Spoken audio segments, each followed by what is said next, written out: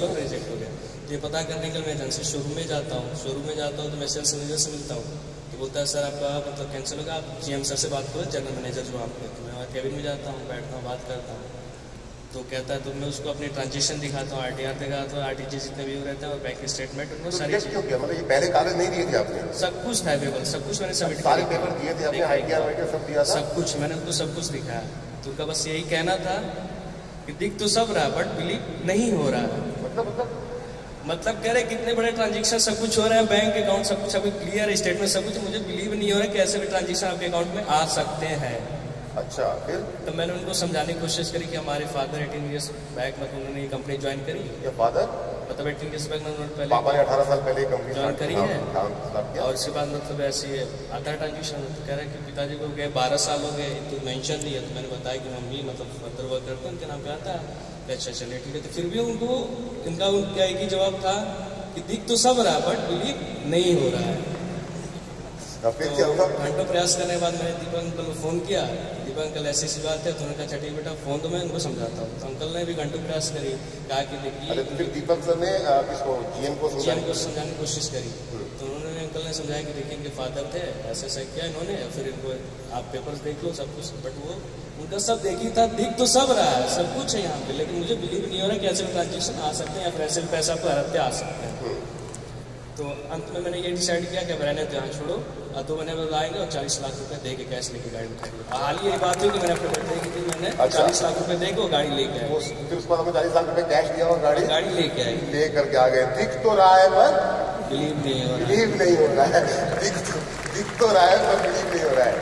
और अब इससे मिलता जुलता एक और सवाल पूछना चाहता हूँ बेटा तुमसे।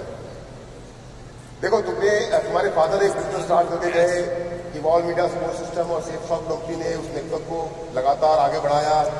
तुम्हारे पास लाखों करोड़ों रुपए आए तुम्हारे परिवार के पास में, और वो लगातार आता ही रहेगा। 18th बर्थडे पे तुमने अपनी फैमिली के लिए एक कार गिफ्ट के रूप में परचेस की, जिसकी कीमत 40 लाख रुपए। बेटा कोई तुम्हारे दोस्त यार जान पहचान में कोई ऐसा तुम्हारा फ्रेंड है जिनकी फैमिली में उनके फादर के साथ कोई एक्सीडेंट हो गया हो और वो भी उनके फादर भी ना हो? तुम्हारा कोई फ्रेंड ऐसा तुम्हारी क्लास 9 का था, वो मेरा क्लासमेट हुआ था। क्या 10th क्लास में? क्लास 9 में तुम्हारा क्लास था, उसके फादर की भी डेथ हो गई। क्या करते थे उसके पापा? बेटा फादर का मिल चला करता था, जो मिल हुआ करती है, उसके फादर का फैक्ट्री था। अच्छा, और फिर क्या हुआ? अपने फादर की डेथ हो गई, तो डेथ होने के बाद उनकी मिल बंद हो गई। अब उसको मतलब कम उम्र में ही बैंगलोर में जॉब करना पड़ा ताकि वो अपने प्रॉब्लम टैकल कर सके, सिचुएशन अपनी लाइफ में। फादर के डेथ होने के बाद अब उस लड़के को बैंगलोर में जॉब करना पड़ रहा है। ये बात समझने की कोशिश कीजिएगा, हम और आप सभी के सभी लोग, एक सेफ शॉप है जिसके कारण 18 साल की उम्र में लड़का अपने आप को 40 लाख की गाड़ी गिफ्ट करता है और दूसरा कोई बिजनेस होता है तो वो खत्म हो जाता है। ये सेफ शॉप। भाभी जी, एक बड़ा अजीब सा क्वेश्चन पूछता हूँ मैं आपसे, याद आ गया मुझको आपका घर देख करके। क्योंकि अक्सर ना लोग जब ना आपकी गाजीपुर बनारस के एरिया से लखनऊ एरिया से ज्वाइन करते हैं ना, तो उनको प्लान दिखाते हैं और आपके बारे में बोलते हैं, बताते हैं, क्योंकि हम बताते हैं आपके बारे में, सबको बताते हैं और बताते रहेंगे सारी चीजें, क्यों ना बताएं, छाती ठोक के बताएंगे जब कुछ किया है। तो लोग हमसे एक सवाल पूछते हैं कि श्याम सर के घर का एड्रेस दो, और कुछ लोग आपके घर का एड्रेस दे देते हैं। क्या आपके घर पे लोग वाकई में चेक करने के लिए आते हैं या नहीं आते हैं? हमारे घर पे 1-2 लोग नहीं, हजारों लोग जाते हैं। अच्छा, वाकई में आते हैं? हाँ, जाते हैं। तो मेरे पास पड़ोसियों से पूछते हैं क्या ये स्वर्गीय श्री श्याम सुंदर जी का घर और सुषमा जी का घर यही है? मेरे पास पड़ोसी बताते हैं कि हाँ यही है। वो मेरे मकान का फोटो खींच के लेके चले जाते हैं। मेरे पास पड़ोसी हमसे मिलते हैं तो कहते हैं कि श्याम सुंदर जी को और सुषमा जी को पूछते हैं, मुझे सुनते हैं, बहुत खुशी होती है कि क्या फोटो खींच के मकान के ले गए। अच्छा, फोटो खींच के मकान के ले जाते हैं। अंकल हाँ। एक बात की इंसिडेंट बताता हूँ, काफी मजेदार।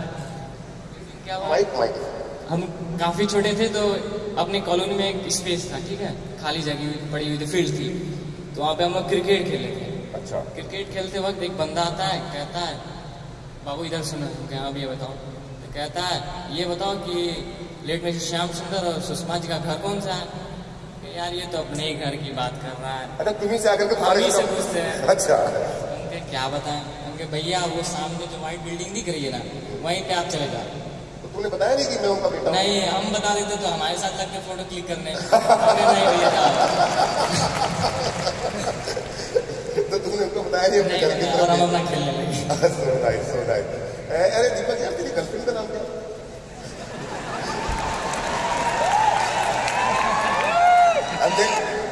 अच्छा, मैंने कैसे पूछा? सुनो, अभी तक मैं आप के बात कर रहा था, अभी मैंने कैसे पूछा यार दीपक तेरी गर्लफ्रेंड का नाम क्या? दोस्त की तरफ पूछना, बताना चाहिए, बताना चाहिए। हाँ, गर्लफ्रेंड का क्या नाम है? Name is destiny, nickname is destiny. Nickname is destiny. Destiny. और प्यार से क्या बुलाते हो? रिया। रिया। मम्मी को पता है? हाँ पता। हाँ पता है। पता है, चलिए बहुत अच्छी बात है। तो तुम्हारी गर्लफ्रेंड तुमसे कभी पूछती है कि ये बता दीपक क्या करता है तू? जनरली मुझसे कुछ नहीं बताता, जो भी मांगती मैं सब दे दिया करता हूँ। तुम्हारे दोस्त कॉलेज में पूछते हैं क्या करते हो, तुम्हारे पापा क्या करते हैं, तुम क्या करते हो, तुम्हारी मम्मी क्या करती हैं? सिंपली उनका एक क्वेश्चन रहता है कि मैं महीने में 2 बार ट्रैवल करता हूँ, या तो अपने घर से या फिर ऐसे कहीं जाता हूँ। तो उनका ये कहना होता है कि ऐसा तू कौन सा फादर तुम्हारे काम के कर गया, तो फ्लाइट की टिकट इंस्टेंट बुक करता है, इंस्टेंट तू चला जाता है। तो मैं कहता हूँ कि देख भाई, ऐसी मतलब कंपनी है, MLM जॉब करते हैं फादर की, नेटवर्किंग बिजनेस। तो कहते हैं फेक मत, या तो तुम्हारा ऐसी खानदान नहीं होगा, या तो पिताजी तुम्हारे कोई नेता वेता होंगे। ऐसा खानदानी नहीं हो या पिताजी नेता है, 2 नंबर का पैसा पड़ा हुआ है। तो कहते हैं तो महीने में 2 बार फ्लाइट्स अकाउंट करता हूँ, तो इंस्टेंट टिकट बुक करता कहीं जाता है। और अंकल ये बता दूँ आपको कि लगभग 5 महीने मैंने 1,22,000 की मैंने ट्रेवल कर चुका हूँ सिर्फ फ्लाइट से। जब से तुमने कॉलेज ज्वाइन किया है तब से लेकर 1,22,000 की 1 लाख ट्रेवलिंग कर चुका हूँ फ्लाइट से अप एंड डाउन, या तो मैं लखनऊ, बनारस या बैंगलोर जाता हूँ आधा रात घूमने के लिए। तो इतना एक्सपेंसिव, और इतना ही अंकल मैं सेल्फ कॉन्फिडेंट रहता हूँ अपने ड्राइविंग पे। तो मैं जूम कार से लगभग 82,000 की एक्सपेंसिव ड्राइव कर चुका हूँ। तो टैक्सी नहीं, सेल्फ ड्राइविंग करके निकलता हूँ, कहीं भी जाता हूँ तो मैं जूम कार बुक करता हूँ और सेल्फ ड्राइव करके कहीं भी जाता टैक्सी नहीं करते? नहीं, मैं सिर्फ कॉन्फिडेंस अच्छा, अपने खुद ही जाना वाला गाड़ी को पसंद करता हूँ। वाह बेटा वाह, जिंदगी हो तो ऐसी। काश हमारे पिताजी भी सेफ शॉप किया करते। चलो, शॉपिंग खुद करते हो या मम्मी करवाती है, या कैसे होता है शॉपिंग? लोग तो बड़े हो गए, जैसे बोलते होंगे हमें फला चाहिए, कुछ करना चाहिए। शॉपिंग मैंने अपने से करी अंकल, और मैंने शूट पहन रखा 25,000 की, जो अपने से कोई शॉपिंग करने से तो फालतू पैसे खर्च करते हैं या नहीं, केवल काम से ही खर्च करते हैं, ज्यादा पैसा नहीं खर्च फालतू करते खर्चा नहीं हैं। करते? बेटा ऐसा होता है कि भैया बड़े हैं, मम्मी उनकी बात ज्यादा सुनती होंगी, तो भैया ने कुछ अच्छे कपड़े 2-4 खरीद दिए, 1-2 बार 3 बार पहना, गर्लफ्रेंड को इम्प्रेस किया रिया को, और उसके बाद लाके तुम्हें पकड़ा दिया। नहीं ऐसा कुछ नहीं, जैसे वो पहना वही सेम सूट मैं भी पहन रखा हूँ। अच्छा, बराबरी की उतने टक्कर की है उतने की मेरी भी। बराबरी की टक्कर रहती है। हेमंत, आखिरी बार तुम उसको तो अपने जहाज की बात बताइए, आखिरी बार तुम ट्रेन में कब बैठे ये बताओ? काफी दिन हो गए, वही बताया ना 10 कदम वाला प्रोग्राम था दिल्ली में जब आया था, उसी दिन बैठा था। अच्छा, आज से 8 साल पहले 10 कदम के लिए बैठे, उसके बाद नहीं बैठे थे। आखिरी बार बस में कब तुम में से कोई बैठा है? तीनों भाइयों में से आखिरी बार बस का सफर कब किया तुमने? बस सड़क पे? नियर अबाउट 3 years से 3 साल। कहाँ गए थे? वाराणसी से लखनऊ तक गया था। वाराणसी से लखनऊ यूपी स्टेट ट्रांसपोर्ट की बस से गए थे? नहीं, वॉल्वो AC बस है। बेटा मैं वॉल्वो AC की बात नहीं कर रहा, मैं उस बस की बात कर रहा हूँ सड़क पे घूमती है शहर के अंदर। नहीं, उसकी नौबत ही नहीं है कि मैं उसमें जाके बैठ उस बस में कभी नहीं बैठे तुम लोग? कभी नहीं बैठे? ट्रैवल करते हो तो याद भाई? नहीं है, लेकिन अभी तक तो याद नहीं है। अच्छा, जिंदगी के बारे में क्या सोचते हो? यहां से आगे क्या होगा, क्या लगता है?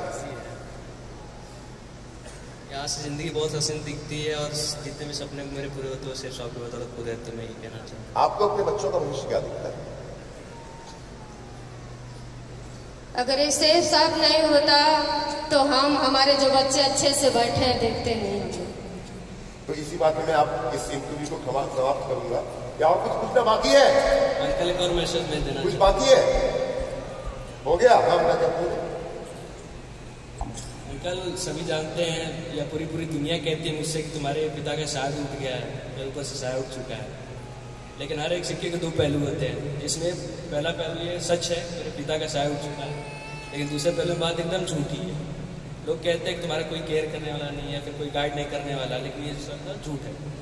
क्योंकि मेरे ऊपर ऐसे 2 हाथ हैं जो कभी पिता की कमी खलने नहीं थी, और वो नाम है हर्ष अंकल और दीपक अंकल, जिन्होंने मुझे निरंतर सपोर्ट किया। यहाँ तक कि मुझे अगर कोई सपोर्ट चाहिए होती है, अगर मैं 24/7 कभी भी कॉल करूँ तो तुरंत मुझे कॉल बैक आता है, अंकल बेटा तुम्हें क्या प्रॉब्लम है, क्या गाइडलाइन चाहिए। तो मैं कभी भी फ़ोन करता हूँ, फ़ोन पिकअप होता है और कहते कोई प्रॉब्लम है मुझे कॉल कर लिया अगर 24/7। तो मैं अपने अंकल को और शेफ साहब को बहुत बहुत धन्यवाद देना चाहूँगा कि मैं इस मुकाम पर यहाँ तक पहुँचा हूँ। हम भी हर्ष सर और दीपक सर को धन्यवाद देना चाहेंगे इस बात के लिए कि आपने सर उस सपने को संजो के रखा जिस सपने को श्याम सर ने देखा था।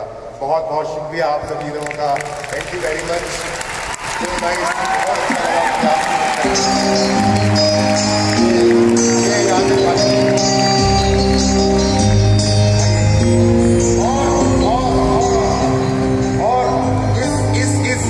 मोमेंट को कंप्लीट करने के लिए मैं स्टेज पे बुलाना चाहूंगा एक बार Harsh sir, Deepak sir and Seema ma'am को एक फोटोग्राफ के लिए।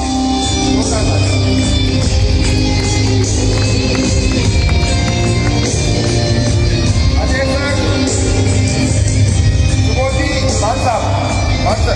बाटा साहब,